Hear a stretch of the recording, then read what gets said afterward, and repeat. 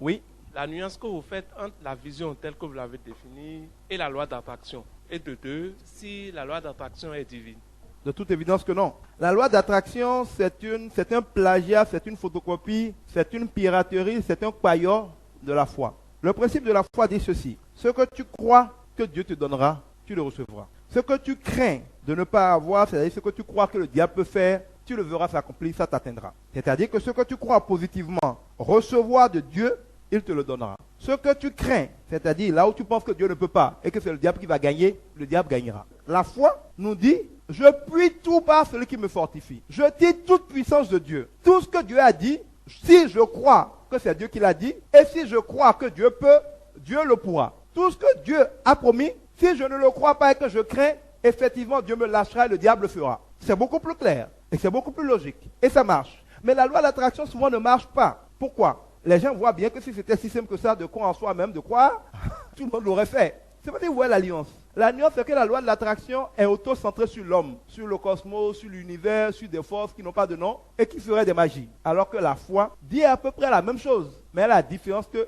la garantie, la source, le cœur du raisonnement tient à la puissance de Dieu. Et là, tout devient plus logique et tout marche mieux. J'ai enseigné les deux. J'ai pratiqué les deux, je sais ce qui marche. Je ne peux pas me bâtir dans ce domaine-là. C'est ça la chance. Et Dieu ne fait rien par hasard. On peut continuer? Je parlais du leadership. On a fait beaucoup de séminaires ici sur le leadership. Je ne vais pas rentrer dans les détails du leadership ici, mais j'insiste pour dire, c'est la capacité à conduire les autres, à attirer les autres, à se faire suivre par les autres, à faire des choses aux autres. Ce n'est pas faire des choses aux autres forcément en situation de patron. Vous avez une femme, de lui donner envie de partager votre point de vue sur un sujet relève du leadership. Vous avez des enfants, de les convaincre d'être polis, d'être bien éduqués, de bien travailler à l'école, de rester chaste, de rester poli, de se battre dans la vie, d'être honnête. On ne fait pas ça forcément par l'autorité, par la force. Il faut être capable de donner aux gens envie d'aller dans la bonne direction. Le leader est celui qui va conduire les autres, sans force, sans violence, mais par la persuasion, par une série de choses qu'on a déjà vues ici, qu'on verra dans l'année, vers ce qui est bon, vers la terre promise. Donc, si souvent vous dites, je n'ai pas d'amis, je n'ai pas de partenaire, je n'ai pas de relation, personne ne m'aide, mes clients ne viennent pas, personne ne veut me faire confiance, les fournisseurs ne veulent pas me faire des prêts, la vraie question c'est, vous n'avez pas la capacité à leur faire ce que vous attendez d'eux. Si vous n'avez pas de bons fournisseurs, c'est que vous n'avez pas la capacité à convaincre les bons fournisseurs de vous faire des conditions. Si vous n'avez pas de bons clients, c'est que vous n'avez pas la capacité à convaincre vos clients de venir à vous. Si vos enfants ne vous obéissent pas, si vos conjoints ont certains problèmes avec vous, c'est généralement à cause de votre capacité à leur donner envie de vous suivre, à leur donner envie de vous accompagner, à leur donner envie de faire ce que vous voulez qu'ils fassent. Et cela relève du leadership. Donc l'une des lois essentielles, c'est que tout système multiplie ce qu'il récompense et détruit ce qu'il punit. Dit autrement, les gens feront et font toujours ce qu'ils ont intérêt à faire et évitent de faire ce qu'ils n'ont pas intérêt à faire. Si vous voulez que quelqu'un vous suive dans une direction, il faut faire en sorte qu'il soit intéressant pour lui de vous suivre dans cette direction et qu'il voit que ses enfants ont intérêt de vous suivre. Dès qu'il a vu que ses enfants ont intérêt de vous suivre, que vous l'invitez ou pas, il vous suivra. Mais s'il croit que ce n'est pas d'enfant intérêt de vous suivre et que c'est dangereux pour lui de vous suivre, vous pouvez parler n'importe comment. Dès que vous tournez le dos, il ne vous suivra plus. Il ne vous suivra que par la force. Dès que vous atteignez la force, il se détournera. Le monde est gouverné par les intérêts. Pas dans un sens péjoratif. Même la Bible dit que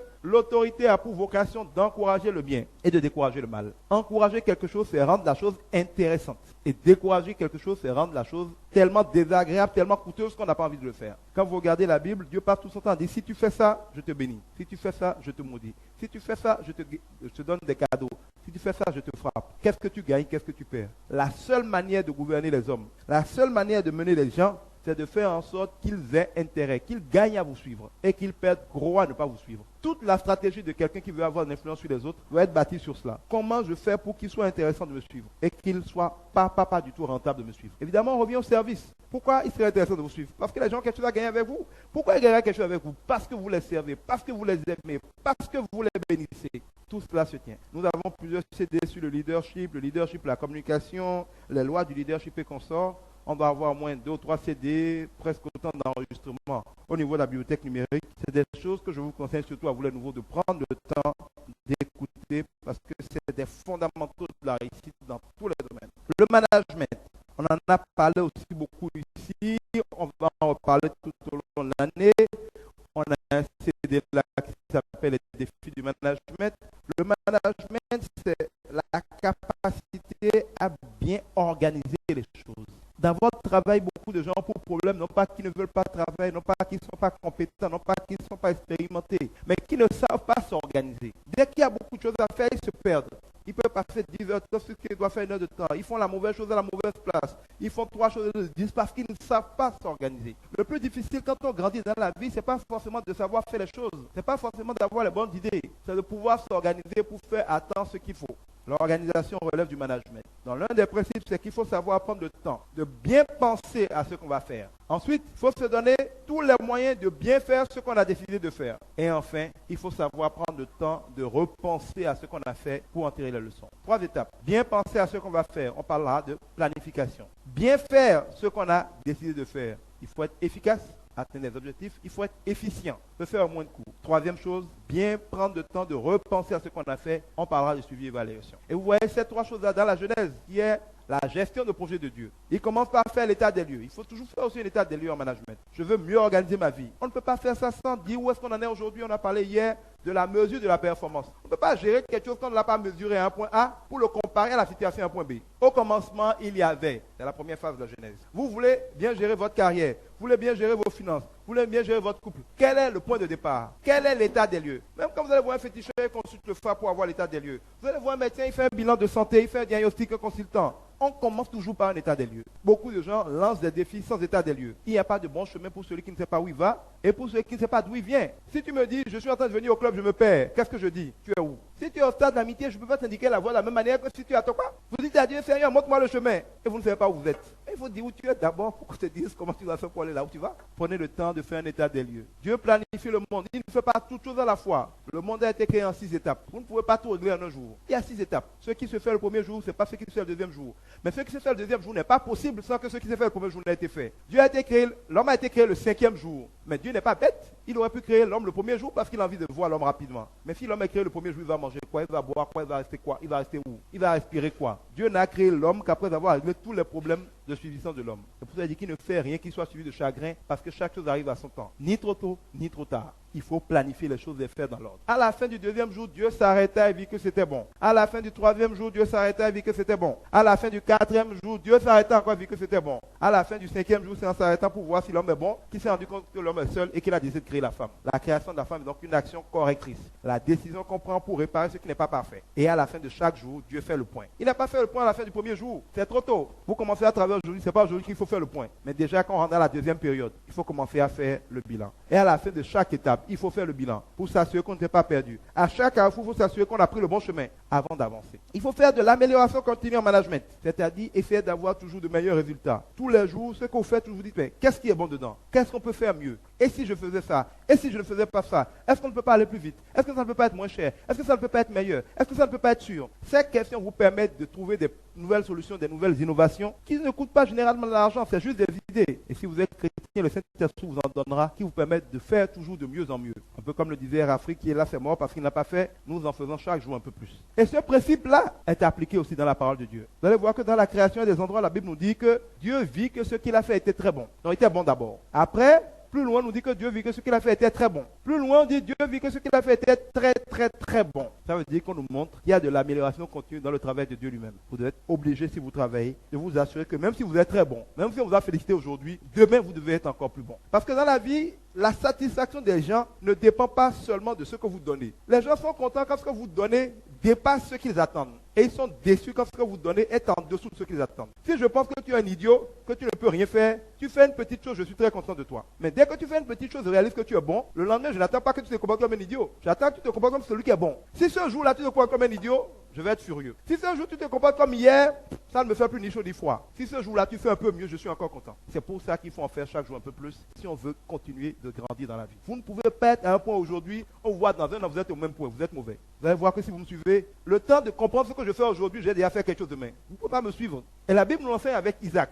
Isaac construisait des puits. Des gens venaient faire boucher les puits. Il n'a pas pleuré. Il a commencé à accélérer le rythme de ses puits. Quand pendant que lui construit 10 puits, ils en ont bouché un, ils ont bien compris qu'ils ne vont jamais arriver à boucher ces puits. Ils ont arrêté de le fatiguer. Parce que dans la vie, vous devez mettre du rythme dans la qualité, dans la progression. Vous faites un pas, les gens sont en train de crier, n'allez pas dormir. Faites 2 pas rapidement. Parce que le temps qu'ils s'habituent à un pas, ça ne leur dira plus rien. Vous devez être toujours de plus en plus performant dans la vie pour continuer de grandir. La 7e clé, c'est le marketing et la communication. Là aussi, on l'a enseigné en long et en large. Le prochain séminaire, je crois, est d'ailleurs sur les techniques de vente et négociation, dont nous rentrons dans les détails là. Mais le marketing, c'est l'art de gagner, c'est l'art de s'imposer, c'est l'art d'obtenir ce qu'on veut, que ce soit au niveau politique, au niveau institutionnel, au niveau commercial, au niveau social. C'est l'art de gagner une élection, de l'art de gagner des cœurs, l'art de gagner une conversion, l'art de gagner de l'argent. C'est l'art de gagner. Gagner en travaillant non pas seulement sur la communication, qui est l'art d'impacter les gens, l'art d'influencer les gens par les messages qu'on diffuse ou par ce qu'on reçoit d'eux, mais qui est aussi l'art de gérer la politique de prix. C'est-à-dire, qu'est-ce que vous proposez aux gens pour gagner? On ne gagne pas parce qu'on a envie de gagner. On gagne parce que ce qu'on propose aux gens les intéresse. On revient à la loi de l'intérêt, au leadership. À quelles conditions le proposez-vous? En parlant de la politique de prix. Je veux bien te suivre,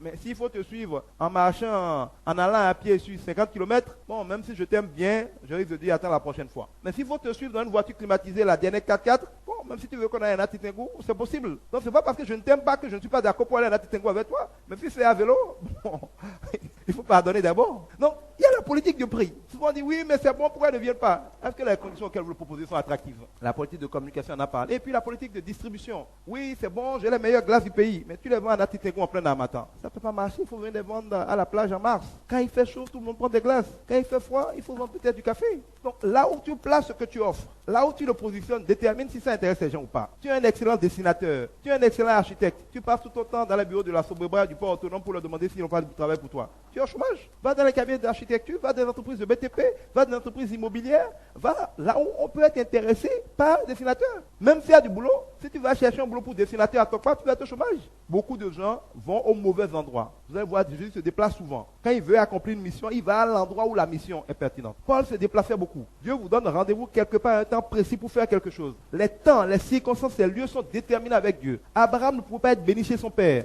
Il faut être là où Dieu vous envoie pour faire ce que Dieu vous demande de faire, quand il vous demande de le faire pour être béni. On ne peut pas faire ce qu'on veut, quand on veut, où on veut, pour être béni. Donc vous devez beaucoup interpeller le Saint-Esprit pour qu'il vous dise si vous êtes au bon endroit, ou qu'il vous envoie au bon endroit et qu'il vous donne la sagesse des temps. La prise de risque, on l'a déjà enseigné ici, on va y revenir tout au long de l'année.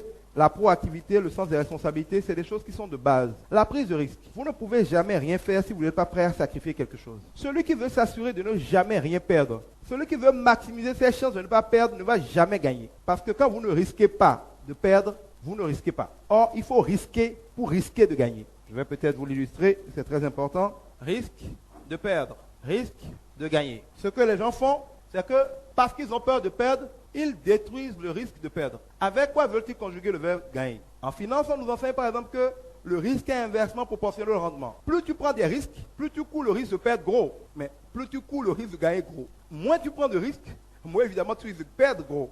Mais évidemment, moins tu risques de perdre. Qu'est-ce qu'on appelle un fonctionnaire psychologiquement? C'est celui qui se dit, je préfère gagner 50 000 francs ou 100 000 francs toute ma vie. Être sûr qu'on ne va jamais me virer. Et qu'à ma retraite, même si il y a 25 000 francs par mois, je le prends tous les mois. Que d'être aujourd'hui un opérateur économique pauvre qui va à vélo, de mettre un peu riche, peut-être après de mettre pauvre. C'est trop compliqué les histoires d'affaires, on court à gauche, à droite pour être riche là. Laissez-moi là où je suis, mon 50 000 francs me suffit, tant que je l'ai à vie, que je suis d'avoir une retraite. L'opérateur économique dit, moi, ça ne marche pas, je refuse catégoriquement cette affaire-là. Je préfère être pauvre pendant 10 ans, mais tôt ou tard, je serai milliardaire. Je ne peux pas me faire à l'idée que toute ma vie, je ne gagnais que 100 000 francs. Même si je dois marcher pendant 100 ans, je le ferai, mais je sais que je serai riche. Je prends le risque de ne jamais avoir de retraite. Moi, je n'ai pas de retraite, je ne cotise pas à l'OBSS. Mais vous croyez que j'ai peur demain de ne pas manger le jour de ma retraite? Par quelle magie je peux avoir fait la retraite? Les gens me disent, mais mon père, mais tu dois cotiser. Je dis, mais pourquoi je dois cotiser? Mais pour l'avenir. Non, l'avenir, c'est Dieu qui s'en occupe. Dieu ne va pas mourir quand je serai à la retraite. Ou bien, il va mourir quand je serai à la retraite.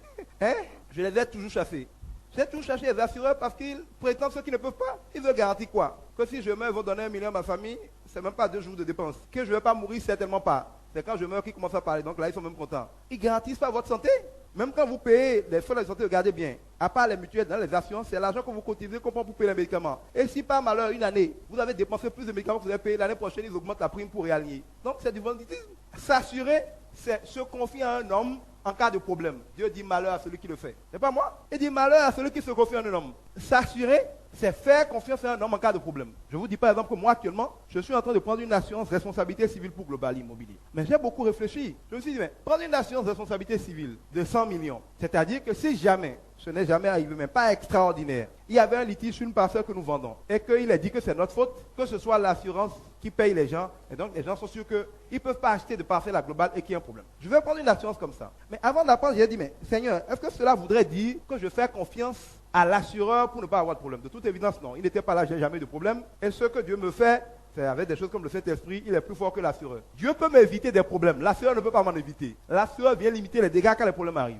Donc, dans mon cas, il est clair que je ne fais absolument aucune confiance à l'assureur pour m'être utile. Ça, c'est clair. Je n'ai aucune confiance dans l'assureur pour régler mes problèmes. Je sais que c'est Dieu qui règle mes problèmes et qui les prévient. Mais les hommes ayant, surtout quand ils ne sont pas chrétiens, et même quand ils sont chrétiens parfois, beaucoup peur, il y a des choses qui les rassurent. Parce que tout le monde ne connaît pas Dieu. L'idée que tu t'es organisé pour que même si par extraordinaire il y avait un problème et que si c'est des gens qui ne croient pas en Dieu, Dieu était mort, ils puissent avoir quand même un assureur qui les paye, est de nature à rassurer les hommes. Donc à vocation de communication, tu peux prendre une assurance, non pas parce que toi tu comptes sur eux, mais simplement pour rassurer. En fait, moi mon investissement en assurance, c'est un investissement en communication. Et Dieu sait que je n'attends rien de l'assurance, sinon d'avoir l'occasion de parler à des gens, de leur montrer et de leur dire sans cesse que c'est Dieu qui sauve. Et même là, je n'ai pas arrêté de prier pour dire Seigneur, si tu ne le veux pas, arrête. J'ai même dû rêver sur ça. Je pensais à deux sociétés, Dieu m'a découragé d'une dans les rêves, ainsi de suite. Parce que je dis Seigneur, est-ce que j'avance vraiment? Vous devez donc prendre des risques. Vous devez être proactif, c'est-à-dire ne pas attendre que les problèmes se posent. Le problème de beaucoup de gens, c'est qu'ils sont là, ils sont lents, ils dorment, ils ne réfléchissent pas, leur cerveau est sclérosé. Ils ne prennent jamais aucune initiative. Prenez des initiatives. Allez au-devant des choses. La meilleure défense, c'est l'attaque. Imaginez si vous êtes une équipe de football. Vous êtes sur le terrain, votre consigne c'est ne prenons pas de risques, verrouillez la défense. Vous le faites quelques minutes, mais quand le jeu s'installe à votre camp, vous finissez toujours par prendre un but. Parce que personne ne peut dans l'attentisme assurer la sécurité parfaite. La seule manière de protéger votre camp, si vous êtes un bon stratège, même si vous solidifiez un peu votre défense, c'est d'attaquer. La meilleure manière d'éloigner le risque, c'est d'attaquer l'ennemi. Ce n'est pas de l'attendre en s'organisant pour ne pas craquer. Quand votre vie consiste à un parfait attentisme, où vous ne prenez jamais aucun risque, vous êtes toujours en train de faire des trucs banals, vous ne risquez jamais rien, vous ne lissez jamais rien, vous n'essayez jamais rien, vous jouez comme une équipe qui a décidé pendant 90 minutes de jouer la défense. Elle prendra forcément des buts. Même si vous devez jouer la défense, faites au moins des contre-attaques de temps en temps. Mais il y a des gens qui ont une vie de défense sans contre-attaque. Et naturellement, ils avalent des buts comme s'ils n'avaient même pas de jeu. Soyez un peu proactifs. Prenez des initiatives. Vous êtes quelque part au travail. Vous voyez que, vous arrivez. Il y a un papier qui traîne qui est sale. Ce n'est pas votre boulot de balayer. Ça vous coûte quoi de prendre le papier, de le jeter ou d'aller dire à celui qui balaye, ça, c'est pas bon, c'est sale. Vous arrivez quelque part, un équipement ne marche pas. On le dépose, on le met au placard. Bon, le jour, le DG va demander, on dira que c'est gâté. Qu'est-ce que ça vous coûte de prendre l'initiative de dire, il y a tel problème, je propose qu'on fasse ci. Est-ce que j'appelle l'électricien? Est-ce que je jette ça? Prenez des initiatives. Ne fonctionnez pas comme des momies ou comme des robots qui sont là, qui font le strict minimum. Vous voyez, des gens, ils arrivent, il y a une vitre qui est cassée, alors qu'elle n'était pas cassée hier. Ça ne s'y prend pas. Pourquoi c'est cassé, ils ne savent pas. Quand c'est cassé, ils ne savent pas. C'est mon problème.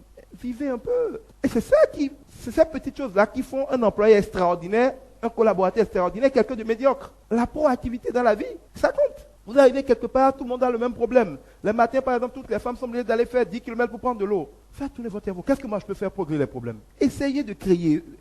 Ne soyez pas à l'aise et ne vous contentez pas des situations insatisfaisantes. Que chaque situation insatisfaisante dans la vie fasse tourner votre cerveau pour proposer quelque chose, pour servir, pour créer quelque chose. Quand vous voulez servir, quand le mauvais vous indispose, le Saint-Esprit vous donnera des idées pour bien faire. Mais si vous avez une médiocrité de cœur qui fait que rien ne vous dérange, le mauvais ne vous dérange pas, le bon, tant mieux. Écoutez, Dieu dit, qu'est-ce que tu veux? Si tu veux des idées pour servir, tu auras des idées pour servir. Mais si rien ne te dérange, tu ne recevras rien. Il faut commencer à vouloir régler des problèmes pour que Dieu vous donne l'intelligence de les régler. Mais si rien ne vous dérange, aucun problème dans votre responsabilité. Les gens meurent dans votre pays, vous vous en foutez. Les enfants sont malades, vous vous en foutez. Les gens sont inondés, vous vous en foutez. Les gens sont pauvres, vous vous en foutez. Vous ne vous occupez de rien. Rien ne vous dérange. Vous ne voulez servir à rien. Vous ne recevrez rien parce que Dieu n'envoie que des outils pour faire des choses. Celui qui ne veut rien faire ne reçoit aucun outil, ne reçoit aucune provision de Dieu. Donc, quel que soit le domaine de la vie où vous êtes, que les choses qui ne marchent pas vous dérangent, qu'elles vous réveillent, qu'elles vous piquent, qu'elles vous déclenchent, qu'elle vous fasse bondir. C'est comme ça que vous mettrez en action et que le Saint-Esprit vous accompagnera pour faire de grandes choses. Le sens des responsabilités. Il faut apprendre à assumer ses choix, à assumer ses actes. Être responsable, c'est différent d'être coupable. Souvent, les gens veulent fuir leurs responsabilités autant qu'ils fuient ou parce qu'ils veulent fuir leur culpabilité. C'est deux choses différentes. Vous êtes coupable quand il y a quelque chose de mauvais qui est créé par votre faute, parce que vous avez volontairement ou involontairement fait une faute. C'est vous le coupable. On parle là de culpabilité. C'est différent du cas où vous êtes responsable. C'est-à-dire qu'on peut vous imputer, on peut vous demander des comptes, on peut vous sanctionner positivement ou négativement pour quelque chose dont vous êtes responsable, que vous en soyez le fautif ou pas. Si vous êtes un enseignant et que la majorité de vos étudiants a échoué à l'examen, ce n'est peut-être pas votre faute, mais c'est votre responsabilité. En tant qu'enseignant, leur vie est entre vos mains. Même si tout n'est pas de votre faute, on peut vous demander des comptes pour eux. Si vos enfants deviennent des impolis, deviennent des fainéants, deviennent des cas sociaux, on peut toujours dire dimanche et plein, et c'est plein, tout ça, on peut dire tout ce qu'on veut. Mais en dernier ressort, ce n'est peut-être pas votre faute, mais c'est votre responsabilité. Vous êtes président de la République, un de vos ministres a fait une bêtise, vous n'êtes peut-être pas le fautif, mais parce que c'est vous qui l'avez nommé et que vous ne voulez pas limoger avant qu'il ne fasse la faute, c'est votre responsabilité. Un de vos employés fait quelque chose qui crée un préjudice au client, même si ce n'est pas vous qui êtes parti sur le terrain faire l'erreur, à partir du moment où c'est votre employé, c'est vous qui l'avez recruté, c'est vous qui le payez, c'est à vous que le client s'est adressé, c'est votre responsabilité. Beaucoup de gens dans la vie, par lâcheté, fuient leur responsabilité. Rien n'est jamais de leur faute. C'est la faute de mon employé, c'est la faute de mon épouse, c'est la faute de mes parents, c'est la faute du système, c'est la faute du gouvernement, c'est la faute de... Celui qui fuit ses responsabilités est lâche, il n'inspire pas respect. Celui qui fuit ses responsabilités ne règle pas les problèmes. Pourquoi? Parce que pour régler un problème, il faut d'abord que le problème vous dérange. Il faut ensuite que vous croyez que vous avez une influence sur le problème. Et c'est à partir de ce moment que vous commencez à réfléchir pour voir comment votre influence en s'exerçant sur le problème peut trouver une solution. Ceux qui ont la tendance à la lâcheté, qui consiste à ne jamais se sentir responsable de quelque chose, et à toujours croire que le tort ou la responsabilité incombe aux autres, ont tendance à ne rien faire, croisant les bras, dans l'attente que celui qu'ils estiment être le vrai responsable fasse quelque chose. Et comme en général ils sont les vrais responsables, personne ne fait rien. Conclusion, rien n'est fait. C'est le cas des pays africains. Si sur des maladies bêtes comme le palu ou la drépanocytose, nous n'avons pas des médicaments, c'est pourquoi? Parce que c'est les maladies que les Blancs n'ont pas. Toutes les maladies que nous avons en commun avec les Blancs, généralement des médicaments. Parce que c'est un peu notre responsabilité, c'est la leur aussi. Même si nous n'assumons pas la nôtre, les Blancs assument la leur, il y a un médicament. Mais dès qu'une maladie, regardez bien, se retrouve être une maladie spécifique aux Noirs, donc ça, le Blanc s'en fout. S'il ne guérit pas ça, il ne va pas mourir. La responsabilité de guérir ça n'est comme qu'à ceux qui ont le problème, c'est-à-dire aux Africains. Aucun médicament ne sort jamais parce que les Africains, dans tous les cas, ne prendront pas leur responsabilité, attendant que, comme d'habitude, le médicament vient de chez les Blancs. Je ne sais pas si vous voyez ce que je veux dire. Si dans votre vie, ce qui ne va pas, même si les autres peuvent avoir une influence sur ce qui ne va pas, vous passez votre temps à croire que votre malheur, c'est toujours vos parents, c'est l'école, c'est le gouvernement qui n'a pas donné d'emploi, c'est les patrons qui ne sont pas gentils, et puis vous avez toujours une explication autre que votre responsabilité sur ce qui ne va pas, vous risquez de tourner en rond et d'être pauvre et malheureux longtemps. Parce que pour commencer à faire des choses, pour commencer à faire marcher sa vie, il faut d'abord en prendre la responsabilité. Même si les autres ont une mauvaise influence sur votre vie, vous ne pouvez pas prendre... Écoutez, un véhicule va dans une direction qui ne vous plaît pas, soit. Mais tant que vous n'en prenez pas le volant, ça ne fait rien de commenter la direction du véhicule. Si la direction de votre vie ne vous plaît pas, quelle que soit la personne que vous imaginez au volant, demandez-lui gentiment de descendre et prenez le volant. À ce moment-là, on peut commencer à vous dire, va à droite, va à gauche, et vous allez le faire, on va voir des résultats. Mais si vous dites, bon, celui qui est au volant, ce n'est pas mon problème, c'est eux qui sont au volant, ce n'est pas mon problème, vous ne bougez jamais. Parce que dans tous les cas, vous devez laisser le volant virtuel, en réalité, ou à tort, dans les mains d'une personne qui va en faire ce qu'il veut. Vous devez avoir le courage de prendre la responsabilité de vos actes, non pas forcément dans le sens de la culpabilité, mais dans le sens de votre devoir de faire ce qu'il faut pour que les choses se passent comme elles doivent se passer. Avant-dernière clé, nous avons parlé de la gestion du temps, qui est liée au stress, parce que nous sommes généralement très très stressés quand nous gérons mal notre temps. Beaucoup de choses viennent de partout, nous sommes débordés, nous craquons, nous n'avons plus la paix, nous avons l'impression que tout nous tombe dessus, ou nous faisons des réunions à ne plus terminer, pour tout et rien on convoque des réunions, des choses qu'on aurait pu régler au téléphone, on convoque des réunions, des choses on aurait pu appeler 2 personnes et régler, on convoque 20 personnes pour perdre du temps en réunion. Si vous ne savez pas gérer votre temps, vous n'allez pas aller loin dans la vie. Parce que le temps est la plus précieuse des ressources dans une vie. Tout le monde a 24 heures. On l'oublie souvent. Les chômeurs ont 24 heures, les mécaniciens ont 24 heures, les plantons ont 24 heures, les DG ont 24 heures, le président a 24 heures, Bill Gates a 24 heures. Donc, ce n'est pas possible qu'un chômeur dise qu'il n'a pas assez de temps, là où Bill Gates a le même temps que lui. Vous voyez que ce n'est pas sérieux. Ou bien, un petit comptable ne peut pas dire qu'il n'a pas le temps, là où le ministre des Finances américain ou le directeur du FMI ont le même temps que lui. La question c'est pourquoi certains peuvent conduire le monde entier en 24 heures et d'autres ne peuvent pas conduire 3 dossiers de personnel qu'on leur a confiés en 24 heures. C'est 24 heures, non? Tout dépend de ce que vous faites du temps. De l'intelligence avec laquelle vous utilisez votre temps. De votre capacité à bien manager les choses. De votre capacité à faire ce qui peut être fait, c'est-à-dire à déléguer ce qui peut l'être. De votre capacité à prioriser les choses. De votre capacité à savoir ce qui est important. Ce qui est important, c'est ce qui est déterminant, c'est ce qui compte. Quand vous voulez faire des choix, il faut toujours revenir à votre objectif et prioriser ce qui est important. Important, c'est-à-dire qu'est-ce qui va le plus dans le sens de mes objectifs. C'est-à-dire que celui qui n'a pas d'objectif ne peut pas savoir ce qui est important. Si vous venez au boulot un jour, vous n'avez pas un objectif pour la fin de la journée. Avant la fin de cette journée, je veux avoir atteint tel résultat. Quand vous savez ça pour commencer la journée, certains fois vous dites, on verra demain, on verra, parce que ce n'est pas dans votre priorité. Mais si vous avez le boulot en disant, bon, aujourd'hui je vais travailler, n'importe qui amène quelque chose, vous faites, n'importe quoi comment vous le faites, vous vous baladez, à la fin de la journée, tout le temps est passé, mais vous n'avez rien fait d'essentiel. Et dans tous les cas, ce pourquoi vous êtes payé n'est pas fait. Il faut dans la vie avoir vraiment à l'esprit, ne jamais oublier quels sont ses vrais objectifs. Et quoi que vous ayez à faire, il faut vous poser deux questions. La question de l'importance et la question de l'urgence. Est-ce que c'est important? C'est-à-dire, est-ce que c'est ça qui contribue le plus parmi les possibilités qui s'offrent à moi à l'atteinte de mes objectifs? Et si j'ai plusieurs objectifs, à l'atteinte de mes objectifs les plus importants, les plus prioritaires. Deuxième chose, est-ce que c'est urgent? Est-ce que parmi les choses qu'il y a à faire, c'est celle-là qui est la plus importante à faire maintenant? Est-ce qu'elle ne peut pas attendre? Si je la reportais demain, qu'est-ce qui va se passer? L'analyse de l'importance et de l'urgence des choses est très très déterminant pour la gestion de votre temps. On va faire tout un séminaire comme on l'a fait l'année dernière sur la gestion du temps, mais vous pouvez déjà avoir la bibliothèque, le séminaire de l'année dernière sur la gestion du temps et du stress.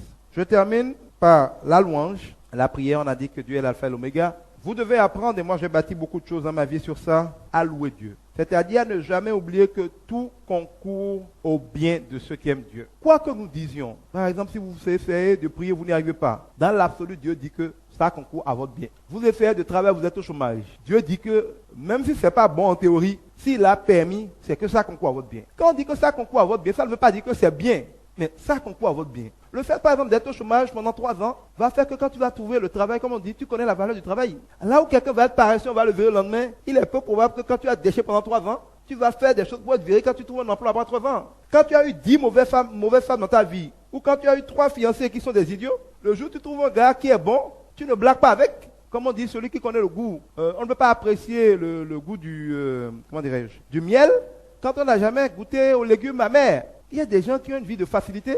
Le jour où ils tombent sur un bon mari, ils s'amusent avec, et c'est quand elle est partie, ils commencent à pleurer. Et malheureusement pour eux, c'est après qu'ils voient le mauvais mari, ils disent, ah, j'ai laissé passer le bon numéro. Mais c'est trop tard. À l'opposé, il y a des gens qui ont tellement souffert dans leur vie sentimentale que quand un homme s'il appellera, vous ne pouvez pas le leur lever. Hein. Elles sont pas peut-être à 100%. Personne ne leur volera ça. Ça veut dire que tous leurs échecs passés, elles ont beau en pleurer, ont concouru à ce que quand le bon numéro est arrivé, elles n'ont pas pu se permettre de le perdre. Vous souffrez beaucoup pour lancer votre entreprise. Vous souffrez beaucoup dans votre carrière. Cela développe des choses en vous. La patience, l'endurance, la persévérance, la sagesse, la stratégie, la finesse.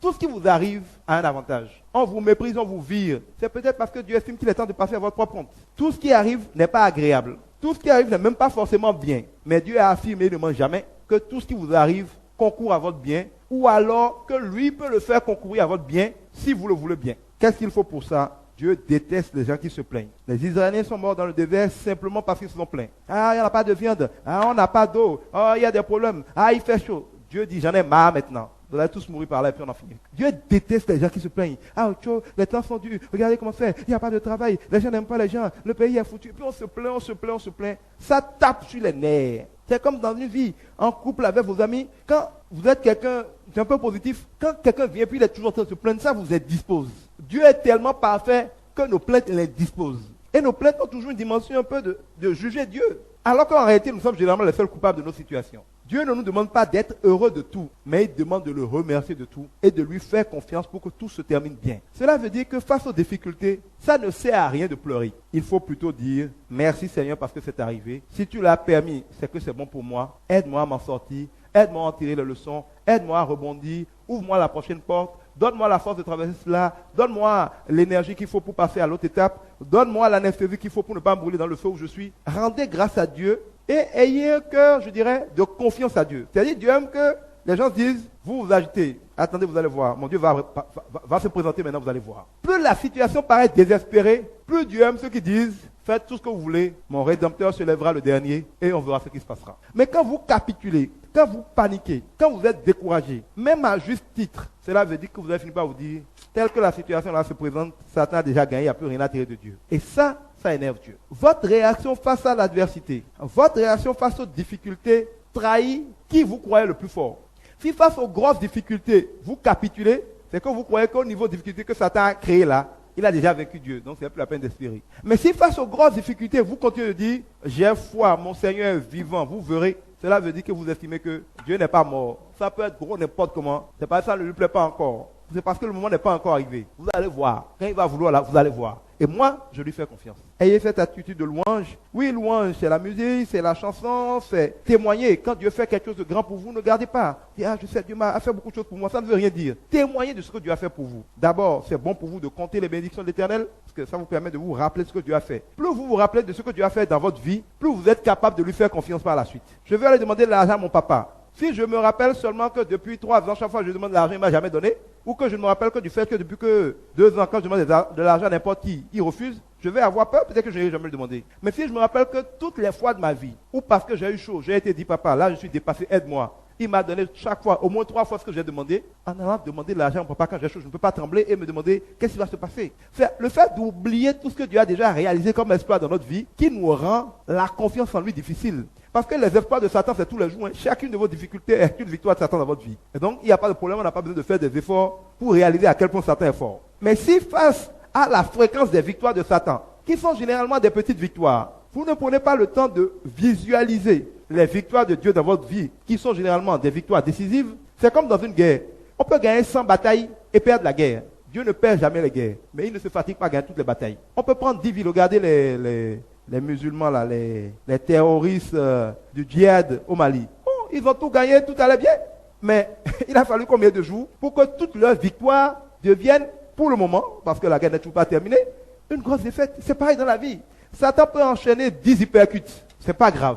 Rappelez-vous qu'au dernier combat, Dieu vous a fait gagner KO après 300 hypercutes. Tant que vous vous rappelez les exploits de l'Éternel, vous avez les ressources pour tenir bon dans l'adversité. Mais si vous oubliez trop vite les exploits de Dieu, face aux nouveaux défis, vous paniquez. Vous paniquez, vous allez douter. Vous doutez, Dieu vous abandonne à celui auquel vous croyez. Il est donc important d'avoir cet état d'esprit, de parler souvent à Dieu. Je l'ai déjà dit tout à l'heure, posez-lui beaucoup de questions. Écoutez-le. On parle beaucoup à Dieu, mais on l'écoute très peu. Surtout en situation professionnelle. Quand vous êtes dépassé, posez des questions à Dieu et taisez-vous pour l'écouter. Il peut vous répondre immédiatement. Il peut vous répondre dans les jours qui suivent. Il peut vous répondre dans votre sommeil. Il peut envoyer quelqu'un vous faire un commentaire qui n'a l'air de rien, mais qui a une réponse. Mais quand on pose une question à Dieu, en croyant qu'il va répondre, il répond toujours. Et généralement, ça ne prend pas beaucoup de temps. Amusez-vous à tester la fidélité de Dieu dans les questions en lui posant du fond du cœur et avec sincérité des questions. Dernière chose, prophétiser. On va faire un séminaire là-dessus aussi dans l'année. Prophétiser, c'est-à-dire parler. Il a dit à Josué, médite la parole jour et nuit. Applique tout ce qui est dedans, mais surtout, qu'elle ne s'éloigne pas de ta bouche. Il faut la parler.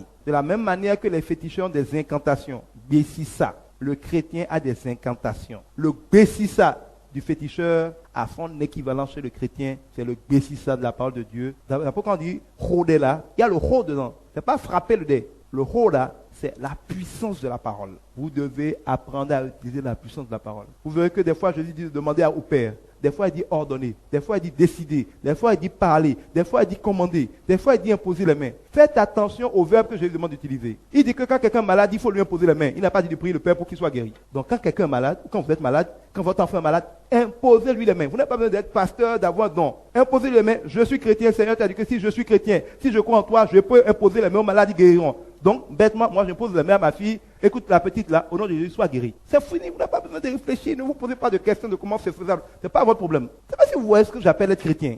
Ça vous paraît bizarre. Essayez. C'est ça qui est bon avec Dieu. Il suffit d'essayer. Essayez bêtement, en croyant qu'il ne ment pas. Essayez. On dit, si vous êtes chrétien, vous buvrez des breuvages mortels, vous ne feront rien. Moi, je n'ai pas peur que quelqu'un m'empoisonne. Personne ne peut m'empoisonner. J'arrive n'importe où. Au nom de Jésus, je sanctifie ça, je bois. Je ne peux pas mourir. Parce qu'il est écrit que je ne peux pas mourir parce qu'on m'a empoisonné.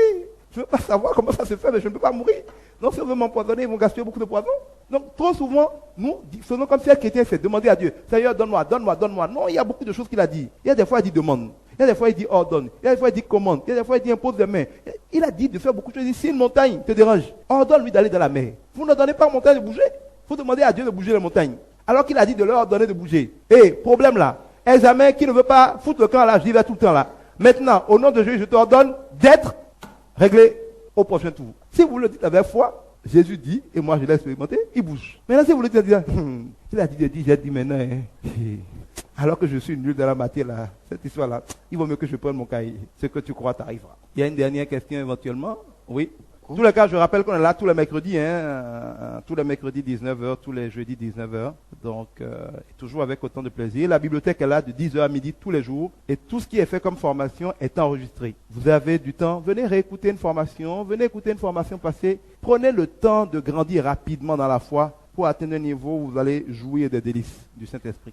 Alors, attention, c'est pour ça que je dis, il y a un mot dans la Bible qui explique ce genre de choses-là, c'est le mot discernement. C'est vrai que c'est une grâce que d'obéir, mais il est de notre responsabilité de tenter la grâce. C'est une grâce que d'être en bonne santé, évidemment. Mais tu ne peux pas manger tous les jours un porc entier avec de l'huile, avec du shawarma, avec du je ne sais pas trop quoi, et dire qu'il est curieux que Dieu ne t'ait pas fait la grâce de la santé. Et nous avons toujours à l'idée que les bénédictions sont souvent le fruit d'une alliance, d'un bon partenariat entre la grâce de Dieu et l'obéissance du chrétien. C'est la grâce de tes parents qui fait de toi quelqu'un qui réussit dans la vie. Mais comme on dit, est-ce que tu as répondu à la grâce de tes parents par l'obéissance, en les honorant, en les suivant? Donc oui, Dieu est souverain. Je ne sais pas pourquoi la Bible dit très clairement, regardez Esau et Jacob. Déjà dans le ventre de leur maman, Dieu avait décidé déjà qui serait perdant, qui serait gagnant. À cette étape-là, on ne peut pas dire que Esau avait fait quelque chose. Pourquoi est-ce que Dieu a décidé déjà à cette étape-là que quelqu'un serait un perdant, l'autre serait un gagnant? Je n'en sais rien. Franchement, je ne sais pas. Il y a certainement une raison parce que Dieu n'est pas idiot. Mais pour le moment, Dieu explique tout ça par sa souveraineté. Il fait comme ça lui plaît. Mais sa souveraineté n'est pas sauvage. Mais en tout état de cause, la grâce de Dieu est là, mais vous ne pouvez en jouir qu'en décidant de lui obéir. C'est-à-dire, la grâce de Dieu est la part que Dieu fait, votre obéissance est la vôtre, les deux donnent votre bénédiction. Oui, j'aimerais savoir si la sagesse et le management ne veulent pas dire la même chose, ou bien c'est tout simplement, il existe un lien de cause à effet direct entre les deux.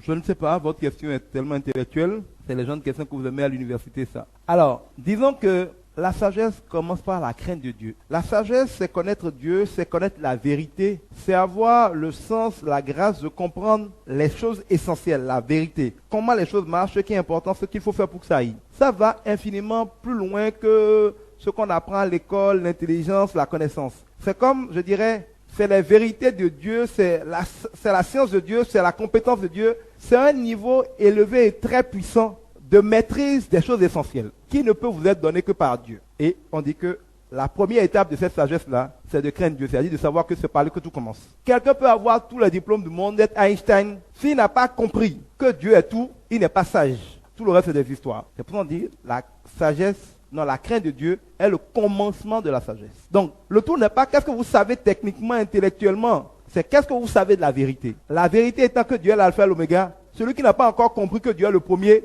il n'a pas encore de sagesse. Il faut prier pour lui. Le management, c'est autre chose. C'est une capacité à organiser les choses. C'est du technique. Évidemment, quand vous avez la sagesse de Dieu, vous allez très bien organiser les choses. Vous allez avoir aussi, généralement, la sagesse de l'organisation. Mais on peut techniquement être un très bon manager en appliquant certains principes qu'on a appris, peut-être inspirés de Dieu. Parce que l'autre chose que vous oubliez, c'est quoi? Leadership, management, marketing et consorts ont été créés en général par les Américains. Les Américains sont, en tout cas, pendant longtemps, ils ont été essentiellement des chrétiens évangéliques. Donc, la plupart des grandes théories sur le leadership, sur le management, sur le marketing, sont des théories américaines d'inspiration chrétienne. C'est quand même le pays de God We Trust, God Bless America et consorts. Donc, la culture, le pouvoir, la puissance, les valeurs américaines ne viennent pas de nulle part. Elles sont inspirées par la parole de Dieu. Mais avec le temps, sous prétexte de laïcité, on en a débarrassé les aspects trop spirituels pour que tout le monde ne soit pas choqué, afin de les exporter dans le monde de manière laïque. Mais quand vous regardez bien, le leadership, c'est l'imitation du modèle de Dieu pour gérer. Le management, c'est l'imitation du modèle de Dieu. Donc, c'est pas par hasard. La loi de l'attraction a été faite par des gens qui connaissent sa foi, mais qui ont voulu faire plaisir au monde qui n'a pas envie d'entendre parler de Dieu. Je ne sais pas si vous voyez ce que je veux dire. Donc, oui, il y a un lien entre le management et Dieu. Parce que le management, c'est simplement la méthode de Dieu pour organiser les choses. Mais il faut avouer qu'on peut être un grand païen, apprendre le management à l'école, en retenir les principes qui sont peut-être inspirés de Dieu, et réussir à faire des choses parce qu'on les a bien mis en pratique, sans rien connaître de Dieu, sans être sage. Évidemment, le souhait que j'ai pour vous, c'est d'être sage et d'être un bon manager. J'ai répondu à votre question. On va s'en arrêter là. On ne peut pas tout finir aujourd'hui. Pourquoi il y a toujours le silence comme ça? Votre silence, ça me fait peur parfois. Hein? C'est quoi ce silence-là? Alors qu'on m'avait dit que les bénins ne réfléchissent pas beaucoup. Comment ça se fait que vous réfléchissez comme ça maintenant? Non, c'est ça qui est doux dans la parole de Dieu, quoi. Ça ne peut laisser personne insensible. C'est ça Dieu. La parole de Dieu, c'est Dieu. Et quand Dieu sort quelque part, personne ne peut sortir comme il est arrivé. La Bible nous dit qu'une heure passée devant Dieu valent 1000 heures passées dans le monde. On va prier. Je vous rappelle qu'on est tous ici demain pour le Gospel Night Club. Ça va être une soirée spéciale. On va certainement révéler une partie de l'album au grand public demain. Donc venez nombreux demain à partir de 22h ici. Il n'y aura pas de chaises, de formation, tout ça. Ça va être la boîte de nuit demain. Je serai là moi-même. Si quelqu'un veut me voir danser, c'est demain. Bon, allez, on va prier. Excellent Père de gloire, merci. Merci parce que comme toujours, le temps est passé si vite. Toujours en ta compagnie, une compagnie puissante, une compagnie qui nous a impactés, une compagnie qui nous a fait nous sentir bien. Oui Seigneur, dans la douceur, dans la précision, dans la grâce, dans la force, dans la puissance qui te caractérise, Seigneur. Une fois encore, tu nous as impactés. Merci, Seigneur, parce que tu nous as donné de sortir beaucoup de choses, d'en digérer beaucoup. Nous savons, Seigneur, qu'il y a des choses que nous avons entendues que nous ne comprendrons pas maintenant, comme tu nous l'avais déjà dit, mais qu'aux défis, qu'à chaque carrefour de notre vie, qu'aux différents défis que nous devons relever. Nous prions, Seigneur, que ces choses soient inscrites sur la table de nos cœurs et qu'ils reviennent, nous fortifier, nous guider, nous conseiller. Seigneur, nous avons entendu ta parole, mais nous savons que toi qui l'as écrit, toi qui l'as dicté, toi qui l'as sorti, tu es là pour continuer de nous coacher. S'il y a des choses que nous n'avons pas compris, Seigneur, en chacun de nous, soit le berger, soit celui qui répond. Donne-nous la grâce, donne-nous la sagesse de te poser des questions et réponds-nous. Donne-nous la grâce de grandir, de faire chaque jour un pas de plus vers toi. Tu as dit que si nous nous cherchons, tu te révéleras à nous. Que si nous venons à toi, tu viendras à nous. Oh Seigneur, donne-nous la force de venir à toi. Nous venons maintenant à toi, reçois-nous, Seigneur. Seigneur, donne-nous de nous éloigner, de couper les ponts entre ce qu'il y a de mauvais en notre vie et toi. Rapproche-nous de toi, Seigneur. Donne-nous la force de nous éloigner de Satan. Donne-nous la discipline qu'il faut pour faire ce qu'il faut quand il faut. Et Seigneur, donne-nous de ne pas relever des défis inutiles. Donne-nous de ne pas perdre notre temps. Donne-nous la grâce, le discernement de ce qui est important. Donne-nous de ne pas perdre notre temps sur des chemins inutiles. Donne-nous de ne pas vouloir être sauver par nos œuvres, mais de comprendre ta grâce et de la mériter. Non pas par le mérite, mais par l'amour, par l'humilité.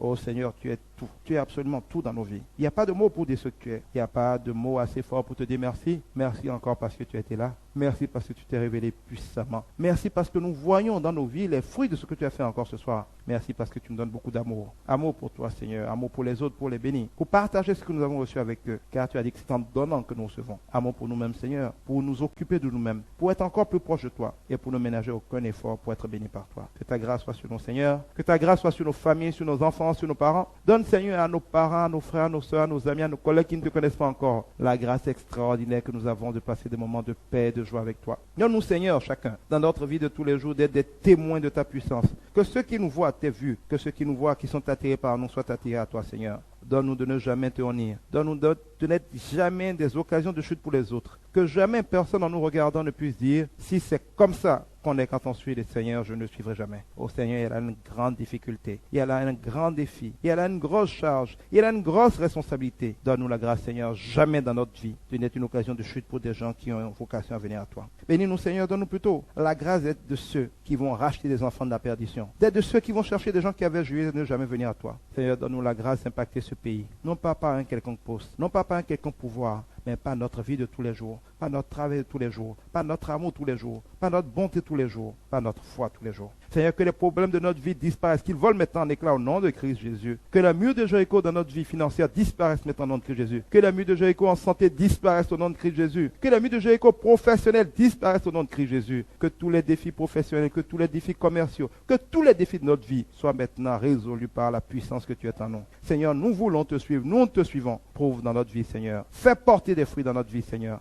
Donne-nous de te glorifier et fais de nous un sujet pour que les gens te glorifient. Sois béni, Seigneur, protège nos allées et nos retours, que tes anges veillent sur nous, qui veillent sur notre famille, qui veillent sur nos biens. Donne-nous d'être en bonne santé, de venir demain passer encore la soirée à te louer, à te magnifier. Que ton nom soit béni, que ta grâce repose sur notre pays. Au nom de Christ Jésus, nous t'avons prié.